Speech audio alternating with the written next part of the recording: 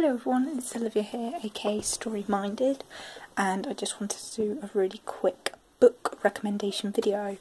I have just finished reading Deceived with Kindness, which is a non-fiction book written by Angelica Garnett, who was the daughter of Vanessa Bell, who was Virginia Woolf's sister. And Angelica Garnett was a Bloomsbury child, so the Bloomsbury group that lived at Charleston, and was like this mix of writers and artists, where it was her childhood home.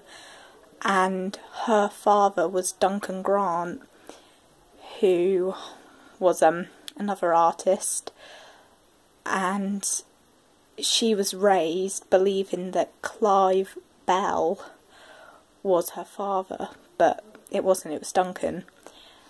And oh, it's so sad.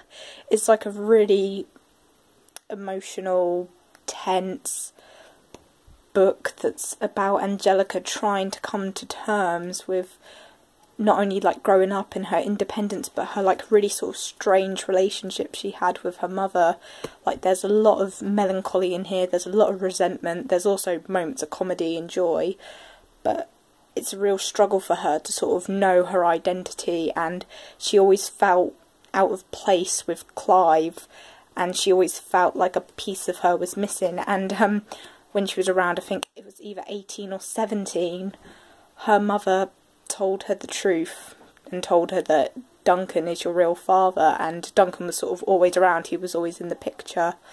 But it's also very tragic because Vanessa also had two other children. She had Julian, her eldest son, and then Quentin, who were both by, I believe, Clive Bell. And then she had a lot of affairs, from what I can gather from the book, as most people in the Bloomsbury group did, if you ever want to research into them. A lot of them were very middle, if not upper class, and they tended to have a lot of affairs, as most writers seem to do. I don't know why there's this thing that writers seem to like having affairs, but they do. And I don't know if there were probably some problems there between Vanessa and Clive, and she ended up desperately wanting another child, and she ended up having one with Duncan, who was one of her lovers. But things get complicated because Duncan, bless him, he was a homosexual, and obviously back then there was still a lot of stigma attached to that, even if the Bloomsbury group were a bit more like liberal and everything, like revolution and all that sort of side of things, and more bohemian. And his lover, David Garnett, who became Angelica's husband, which is really freaky, he had a relationship sort of with David Garnett, also known as Bunny, and they were sort of a couple. But then they sort of broke apart, and then Vanessa ended up having a child with Duncan. It's all very strange and mixed up and weird. And when Angelica was born in, I believe it was 1918, she was born on Christmas Day, 1918, and Duncan's lover, who was still around, said he saw Angelica in her crib and said, "I'm going to marry her one day." And at the time, everyone thought, you know, what are you talking about? That's not going to happen. But yeah, he did. He married Angelica. And yeah, like massive age gap, which was very unconventional for the time and very uncomfortable. And Vanessa and Duncan, I don't think they were too pleased about it, but it was a really interesting non-fiction book to read. And I mean, I would try and give you guys a bit more information about it, but there's so many different names in here, and I'd probably have to research into it much more myself, because I don't know Bloomsbury Group that well. But I'll just read you the blurb. I do recommend it. It's very odd, but it was a very interesting read. Like, there's a lot of I thought very psychoanalytical, like psychodynamic stuff going on, and there's actually an epilogue in here, and Angelica explains how she was inspired by the writings of this one of Freud's like followers. But I'll just read the blurb quickly. Angelica Garnett may truly be called a child of Bloomsbury. She was the niece of Virginia Woolf. Her mother was Vanessa Bell. Her father was Duncan Grant, though for many years she believed herself to be the daughter of Vanessa's husband Clive.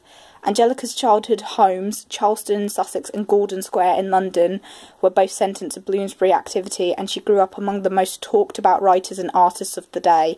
But Deceived with Kindness is also a record of a young girl's struggle to achieve independence from that intense and remarkable milieu. I think that's how you pronounce that, I'm not sure.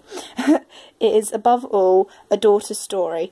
With an honesty that is by degrees agonising and uplifting, Angelica Garnett provides a vivid and poignant picture of Vanessa Bell, of her own emergent individuality and of the Bloomsbury era.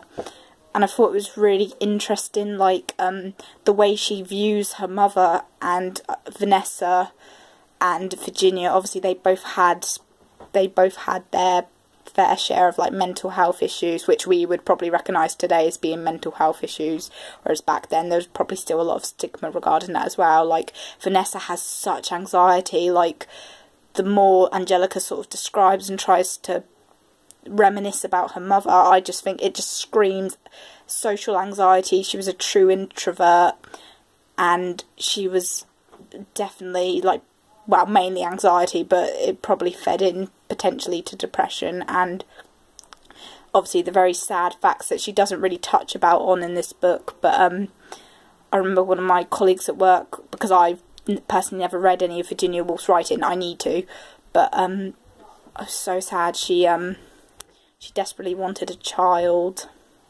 She desperately wanted a child, but her husband, Leonard Woolf, I believe it's Leonard Woolf, yeah, Leonard Woolf, because of Virginia's sort of mental health problems, he wouldn't give her a child that she desperately wanted. So it's really interesting how she sort of explores all their relationships in the book, and there's like a lot of jealousy between Virginia and Vanessa, and yet they really loved each other as well. So I really recommend this book. It is weird, I will warn you, it's very dark at times.